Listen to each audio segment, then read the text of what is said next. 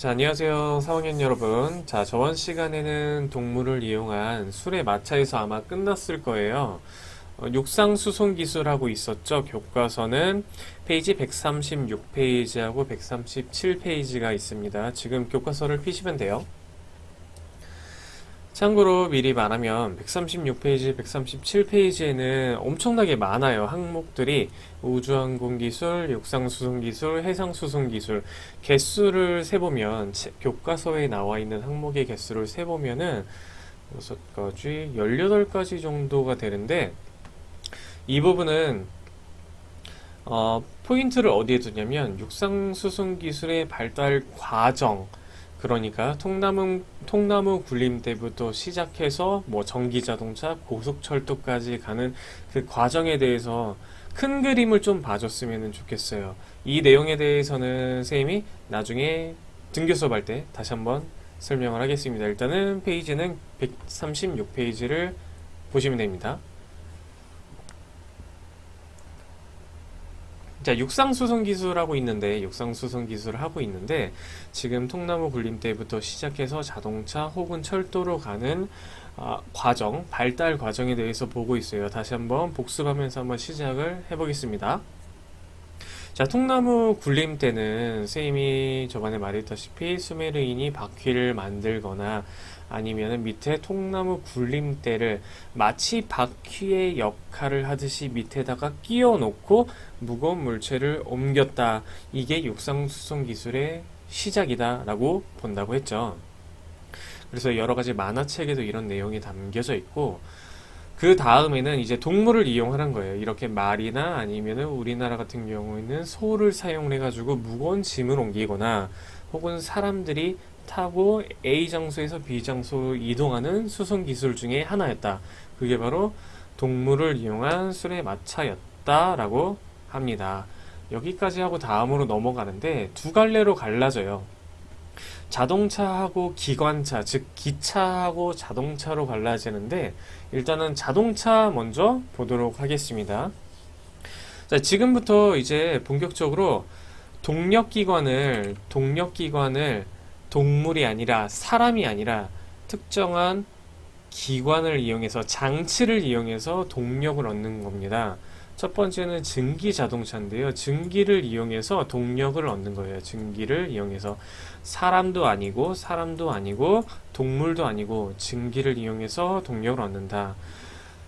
지금 나와 있는 사진이 책 보면 돼요. 책 보면은 1769년에 프랑스의 조제프 퀴뇨는 무거운 대포를 옮기려고 마차 형태의 증기 자동차를 발명하였다.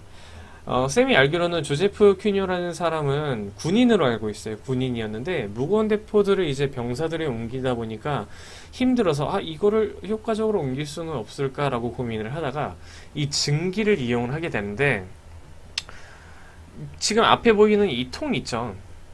이 통이 보일러라고 해요. 보일러인데 보일러가 뭐냐면 여기 안에 물이 있어요. 물이 있고 여기에 석탄을 집어넣는 거예요. 석탄을 이런 식으로 집어넣는 거예요. 자, 석탄을 집어넣으면 석탄을 어떻게 해야겠죠? 당연히 태워야겠죠. 자, 태우면은 뜨거워지겠죠. 뜨거워지면은 여기 있던 수증기가 가열이 되고 증기가 이 관을 통해서 이동을 합니다. 그래서 증기 기관을 통해서 힘을 얻는 거예요. 힘을 얻어서 바퀴를 굴리는 게 바로 증기 자동차라고 합니다. 선은 지우고 증기자동차, 퀴니의 증기자동차가 움직이는 영상이 있어요. 영상이 있는데 한번 보도록 하겠습니다.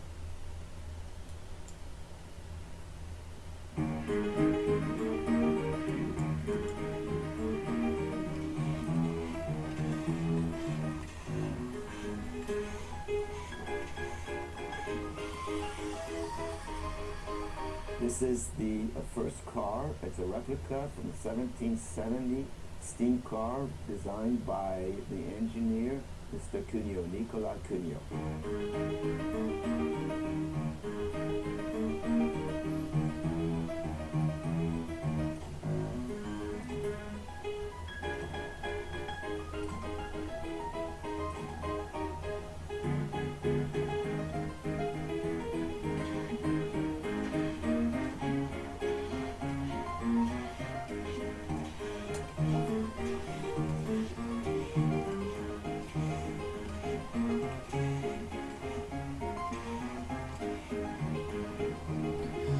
자, 정말 앞이 안 보일 정도로 증기가 되게 많이 나오죠. 이 당시에 바퀴는 나무로 만들었어요. 여기 보면은 여기 앞에 여기 바퀴 있죠. 바퀴 같은 경우에는 나무로 만들었는데 나무 같은 경우에는 승차감이 뭐 그렇게 좋지는 않겠죠. 이게 바로 증기 자동차라고 합니다. 이거 기관차라고 되어 있는데 오타예요. 이거는 증기 자동차입니다. 자, 그 다음에는 내연기관으로 넘어가도록 하겠습니다. 그리고 오늘 영상은 그렇게 길지 않을 거예요. 쌤이 말이 조금 빠르죠. 조금 짧게 오늘은 하려고 노력을 하겠습니다. 그리고 많은 내용은 안 할게요. 많은 내용은 안 하는데 대신 교과서를 한 번씩 관심이 있으면 한 번씩은 좀 읽어보고 복습을 했으면 좋겠습니다.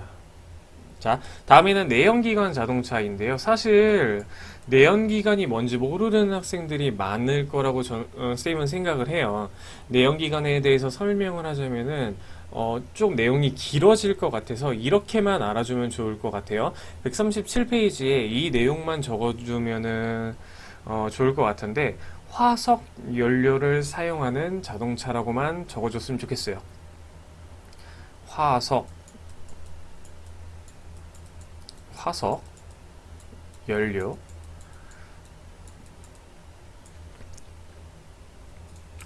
쌤이 태블릿이나 아니면은 필기할 수 있는 게 있었다면은 좀 글씨를 더 이쁘게 썼을 텐데 글씨가 별로 좋지 않아서 미안합니다.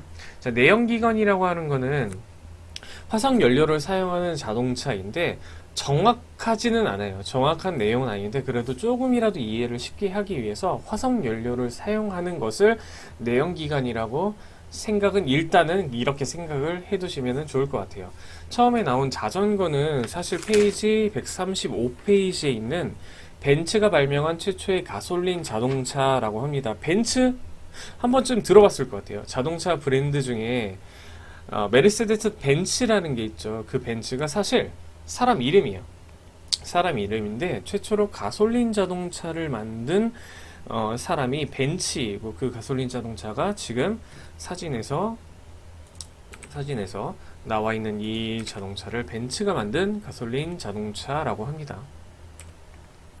이렇게 생겼죠. 이렇게. 자, 그래서 이 벤츠의 가솔린 자동차를 기초로 해서 요즘에는 이렇게 뭐 K7 같은 이런 내연기관 자동차, 우리가 흔히 보는 자동차들이 대중화가 됐죠. 주변에서도 많이 볼 수 있고 이런 것을 내연기관 자동차라고 합니다. 그래서 내연기관 자동차 같은 경우에는 부모님의 자동차를 타면은 이런 거 많이 봤을 거예요. 여기가 어디냐면 바로 그렇죠. 주유소예요. 자, 주유소 같은 경우에는 관심 있게 본 사람도 있었을 텐데 휘발유라는 게 있고 경유라는 게 있을 거예요. 여기는 고급 휘발유라고 되어 있는데 휘발유하고 경유가 있는데 지금 말하는 이 휘발유가 가솔린이 됩니다. 그 다음에 경유라고 하는 것은 뭐냐면 디젤이라고 생각하면 될 것 같아요. 그래서 내연기관 자동차는 주기적으로 연료가 떨어지면은 이런 주유소에 가서 기름을 보충을 해야겠죠. 이런 기름들이 뭐 화석 연료라고 생각하면 될 것 같아요. 자, 넘어가도록 하겠습니다. 자, 그 다음에는 전기 자동차예요. 이제 처음에는 증기로 동력을 얻는 자동차, 그 다음에는 내연기관, 화석 연료로 동력을 얻는 자동차. 자, 그 다음에는 무엇으로 동력을 얻느냐? 바로 전기로 동력을 얻습니다. 자, 여러분들 롯데마트나 아니면 이마트를 가면은 가끔 볼 수 있는데 요즘에 많이 생겼어요. 2020년, 2019년도에 많이 생긴 게 이렇게 EV라고 적혀 있고 여기 전기 자동차라고 적혀 있는 주차 공간을 볼 수 있을 거예요. 그래서 여기 보면은 전기차 충전을 위한 주차 공간입니다 라고 적혀 있고 여기에 충전소가 있어요. 자, 여기 충전소가 어떤 것을 충전하는 거냐면 전기를 충전하는 거예요. 보통의 잠시만요. 뒤로 잠깐 넘어갈게요. 보통 우리가 아는 이런 자동차를 보면은 연료를 충전하기 위해서는 이렇게 주유소에 갑니다. 주유소에 가는데 전기 자동차는 동력원이 뭐냐면 어떤 방식으로 굴러가냐면 바로 전기를 이용을 합니다. 전기를 이용해서 굴러가는 것을 전기 자동차라고 합니다. 그래서 이 전기 자동차 친구들 같은 경우에는 전기를 충전을 해야겠죠. 그래서 보통의 내연기관 자동차, 화석 연료를 쓰는 자동차와는 다르게 이렇게 플러그 같은 것을 꽂아요. 뭐가 충전이 되겠어요? 바로 전기가 충전이 되고 있겠죠. 그래서 이런 거를 전기 자동차라고 합니다. 자, 다음으로 이제 기차에 대해서 한번 보겠습니다. 기차 같은 경우에도 위에 나와 있는 우리가 방금 언급했던 자동차의 역사, 증기 자동차, 내연기관, 전기 자동차가 있죠. 이 역사랑 크게 다르지 않아요. 책에 보면은 1769년에 퀴뇨라는 사람이 증기 자동차를 발명을 했는데 1804년대까지 다른 수송 기술이, 다른 수송 수단이 발전하지 않았을 때 증기 기관차가 1804년에 나옵니다. 트레비식이라고 하는 사람이, 탄산수 트레비 아니죠. 이 트레비식이라는 사람이 이제 증기 기관차를 이제 발명을 하게 됩니다. 증기 기관차를 발명을 하고 나서 여러분들이 상상하는 증기 기관차는 이렇게 생겨 먹었죠. 이런 식으로. 자, 이렇게 매연을 뿜거나 아니면은 뭐 증기를 밑에서나 이 증기를 뿜으면서 칙칙폭폭 가는 기차를 증기 기관차라고 합니다. 물론 이것의 동력원도 물이겠죠. 물을 끓여가지고 H2O죠. 자, 물을 끓여가지고 석탄을 여기다가 집어넣고 물을 뜨겁게 끓인 이후에 증기기관에 집어넣어서 수증기의 파워로, 힘으로 동력을 얻는 것이 바로 증기기관차라고 합니다. 자, 그 다음에 디젤기관차인데, 디젤에 대해서 설명을 하면은 또 길 것 같아요. 내연기관, 디젤, 뭐 가솔린에 대해서 설명하면은 조금 길고 지엽적인 그러니까 구체적인 지식인 것 같아서 이런 거는 일단은 다 건너뛰고 디젤 기관차라고 하면은 여러분들이 교과서에 적어줘도 좋을 것 같아요. 이것도 위에서 말했던 것처럼 화석 연료를 사용하는 기관차라고 적어주면은 나중에 이해하는데 좀 더 도움이 될 것 같아요.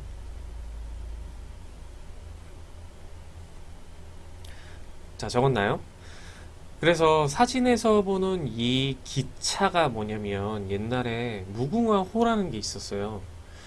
이 기차가 무궁화호 기차인데 여기에 화석 연료를 넣어서 이것을 동력원으로 삼아서 앞쪽으로 나아가는 기관차입니다. 자, 요즘에는 이런 무궁화호가 많이 없어요. 쌤이 최근에 조사한 바로는 한 10% 정도 이제 무궁화호가 디젤 기관차가 실제로 운행을 하고 있다고 하는데 요즘에는 이렇게 디젤 기관차를 쓰지를 않죠. 디젤 기관차를 안 쓰고 지금 여기 보면 ITX 청춘이라고 되어 있는데 저번에 투입 과정 산출할 때 한번 이야기를 했을 거예요. 이 ITX를 타고 여기 춘천이거든요. 춘천에서 용산으로 가거나 용산에서 뭐 춘천역, 남춘천역으로 갈 때 이 ITX라는 기차를 타게 되는데 이 기차의 그러면 동력은 뭘까요? 왼쪽에 있는 무궁화호처럼 디젤이 아니라 여기는 전기로 갑니다. 전기로 간다는 것을 알 수 있는, 추측할 수 있는 이유 중에 하나는 여기 위에 시설물들이 있어요. 자, 이 시설물들이 이 기차에 전기를 공급을 해주면서 앞으로 나아갈 수 있는 전동차라고 생각하시면 될 것 같아요. 이거는 한번 설명을 해봤습니다. 자, 그래 넘어갈게요. 자, 넘어가면은 이제 디젤 기관차 무궁화호를 거쳐서 고속철도가 나오게 됩니다. 자, 고속철도라고 하는 거는 이 고속철도라는 잠시만요. 마우스가 여기 있네요. 고속이라는 말처럼 상당히 빨라요. 앞에서 봤던 디젤 기관차보다 훨씬 더 빠른 기차를 고속철도라고 합니다. 지금 여기에 사진에 보면은 TGV라고 되어 있는데 이 기차가 뭐냐면 프랑스의 기차예요. 프랑스의 고속철인데 프랑스의 고속철의 기술을 우리나라에서 사왔어요. 우리나라에서 사서 만든 게 바로 KTX라고 합니다. 코리아 트레인 익스프레스겠죠. 아마 맞을 거예요. 한국 고속철도인데 이 KTX가 바로 우리나라의 고속철도가 되는 거죠. 처음에는 이제 뭐 여담으로 이야기를 하면은 프랑스에서 기술 이전을 받았어요. 그러니까 기술을 돈을 주고 사와서 KTX를 만든 게 초기에 KTX가 되고 나중에 우리나라 기술로 KTX를 새로운 세대를 이제 많이 만들어 내게 되는데 뭐 그렇습니다. 그래서 이게 한국 고속철도 KTX라고 하는 건데 보통 이제 강원도에는 많이 없어요. 강원도에는 많이 없고 수도권이나 아니면은 부산 혹은 여수 엑스포 있죠. 그쪽까지 가거나 아니면은 대전 이쪽으로 가는 이제 철도를 이제 KTX라고 합니다. 이제 두 가지 정도만 더 볼게요. 이제 철도하고 기차에서 두 가지 정도만 더 추가로 볼 텐데 이 부분은 그냥 이런 게 있구나 이런 게 있구나 정도만 알아두면 좋을 것 같아요.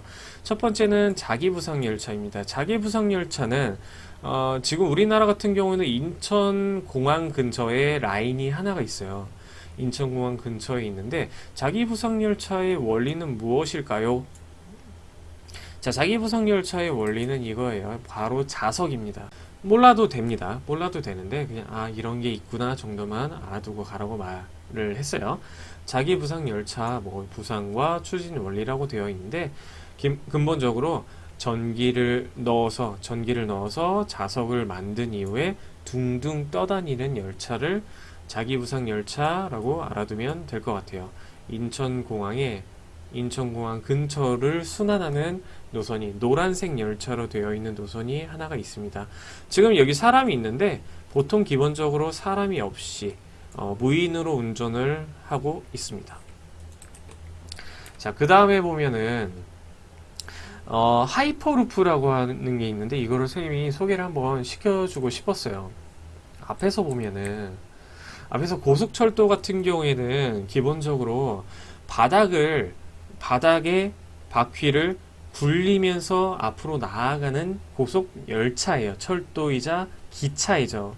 근데 바닥을 이렇게 바퀴로 굴리면서 갈 때는 항상 마찰이 생기기 때문에 엄청나게 빠른 속도로는 가지 못해요. 그래서 상상을 했던 게 처음에는 자석으로 둥둥 우리 열차를 자석으로 둥둥 뛰어서 가자. 그러면은 바닥하고 마찰이 없으니까 좀 더 승차감도 좋고 훨씬 더 빠르지 않겠느냐라고 생각을 한 게 자기부상 열차예요.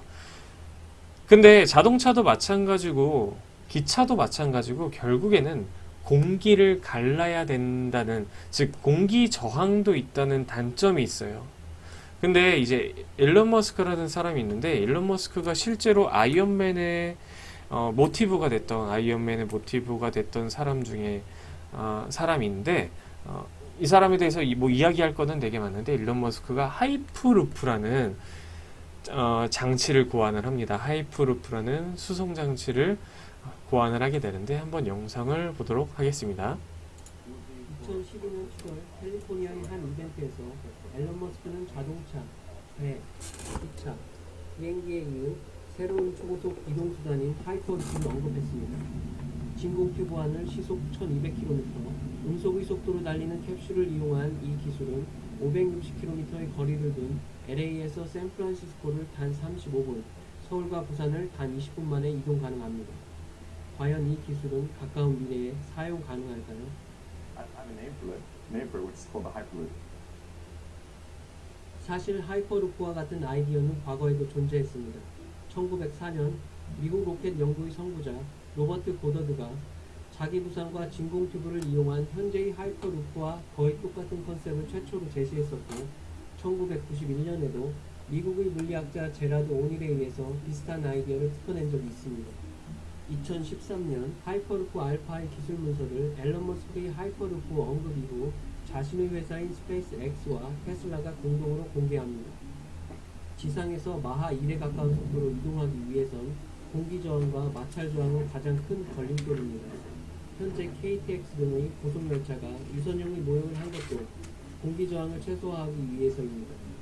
공기 저항을 없애는 최고의 방법은 진공 상태의 튜브를 만드는 것이지만 긴 거리 튜브를 진공 상태로 유지하기 위해서는 엄청난 비용과 기술이 필요하기 때문에 공기가 거의 없는 아진공 상태의 튜브를 문서에서 제안했습니다.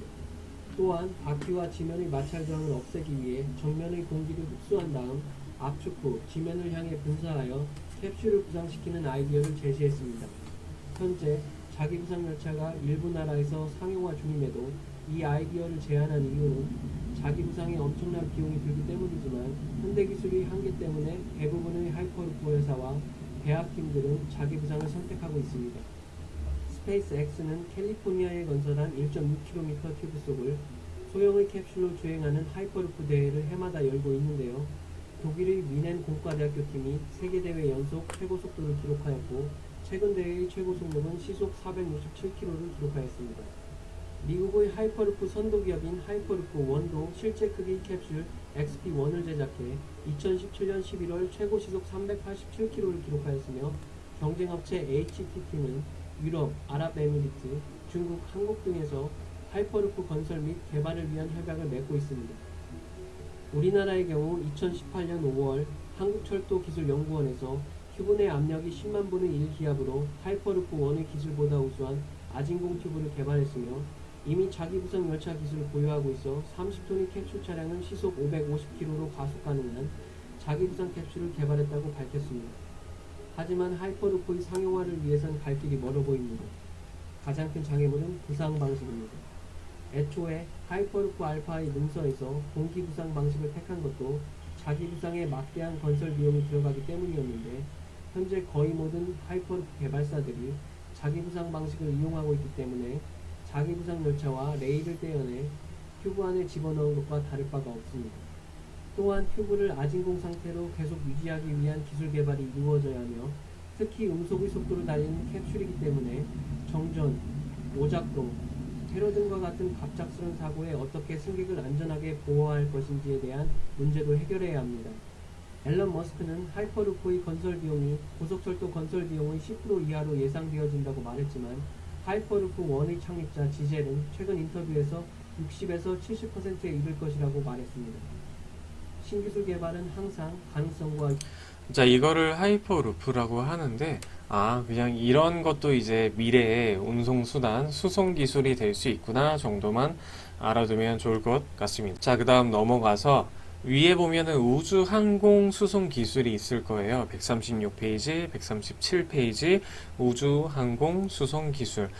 스님이 미리 말하는데 136페이지, 137페이지 맨 밑에 있는 해상수송기술 있잖아요. 해상수송기술은 안 할 겁니다. 해상수송기술 갈대회부터 원자력선까지는 안 할 겁니다. 안 할 거고 우주항공수송기술은 선생님이 워킹글라이더 이야기할 때 잠깐 설명했기 때문에 이 부분은 빠르게 지나가고 넘어갈 텐데 순서만 알면 돼요. 우주항공수송기술은 이런 역사를 가지고 있구나 정도만 알면 됩니다. 자, 그럼 바로 빨리 시작하도록 하겠습니다. 몽골피의 형제가 열기구를 만듭니다. 수업 시간에도 한번 설명을 했는데 이게 몽골피의 형제예요. 몽골피의 형제인데 아마 프랑스로 알고 있습니다. 프랑스 태생으로 알고 있는데 이 몽골피의 형제가 열기구 핫 에어벌룬, 즉 풍선 모양으로 만들어 놓고 밑에 뜨거운 열기를 불어 넣어 주면은 풍선이 둥둥 떠서 하늘 위로 날아가는 형태를 열기구라고 합니다. 자, 열기구의 원리 하면은 여러분들 다 아실 거예요. 과학 시간에도 배웠는데 풍등 생각하시면 됩니다. 풍등 같은 경우에는 여기에 초를 놓죠. 초를 놓고 위에 이렇게 막아두고 얇은 한지나 종이 같은 걸로 등을 만든 다음에 손에 쥐고 있다가 조금 시간이 지나서 손을 놓으면 위로 이렇게 떠가는 걸 풍득이라고 하죠. 공기의 밀도 차이에 의해서 하늘을 둥둥 떠다니는 거죠. 자, 몽골피에가 열기구를 만든 이후에 오토 릴리엔탈이라고 하는 사람이 이제 글라이더를 만들게 돼요. 이제 최고 기록은 이 날개를 가지고 5시간 동안 비행을 했다고 합니다. 이렇게 글라이더를 만들어서 5시간 비행을 했다고 하죠. 일단 넘어가도록 하겠습니다. 그 다음에는 라이트 형제의 비행기인데, 라이트 형제는 저번에 사진으로 보여줬을 거예요. 그래서 라이트 형제가 만든 최초 비행기 플라이어라고 하는 게 있어요. 여기 가운데 조종사가 타고 여기 엔진이 있고 뒤에 프로펠러가 2개가 있습니다. 프로펠러가 2개가 있고 여기 보면은 선생님이 저번에 베르누이의 정리, 베르누이의 법칙 설명을 했죠. 이것처럼 위를 둥그렇게 만들었어요. 자, 위를 둥그렇게 만들면은 위로 양력, 뜨는 힘을 받겠죠. 자, 위로 뜨는 힘을 받아서 하늘을 날 수 있는 게 플라이어, 라이트 형제가 만든 최초의 비행기라고 합니다. 이런 모습이었죠. 자, 바로 넘어갈게요. 그 다음에는 대형 여객기인데, 이런 비행기를 생각을 하면 됩니다. 여러분들이 인천공항이나 아니면은 김포공항에 가서 뭐 해외로 가거나 아니면은 제주도로 가거나 할 때 타는 이런 비행기를 대형 여객기라고 합니다. 그래서 이것도 저번에 워킹 글라이더 할 때 설명을 했죠. 추력, 앞으로 나아가게 하는 힘, 그 다음에 항력, 공기 저항력, 그 다음에 모든 물체가 받고 있는 힘, 중력이라고 하죠. 근데 이 중력을 극복하고 이 커다란 비행기가 뜨려면 양력이 필요하다는 거죠. 양력. 자, 알아두면 좋겠죠. 추력, 항력, 중력, 양력입니다. 자, 그 다음에 대형 여객기, 비행기를 더 넘어서 사람들이 이제 우주선 발사를 하게 되죠. 즉, 우주가 너무 궁금한 거예요. 하늘은 우리 지구를 넘어서 우주를 대상으로 우주선을 발사를 하거나 아니면은 왕복선, 우주 왕복선 같은 것들을 이제 하늘에다 띄어서 발사를 하게 되는데, 작년 같은 경우에는 이제 스페이스 X, 아까 나왔던 그 일론 머스크가 스페이스 X라는 프로젝트를 프로젝트인가 그런 회사인가라는 셈이 정확하게는 모르겠는데, 민간 유인 우주선을, 왕복선을 이제 하늘에다 쏘아 올리는 적도 있었습니다. 계속 말하니까 또 숨이 차네요.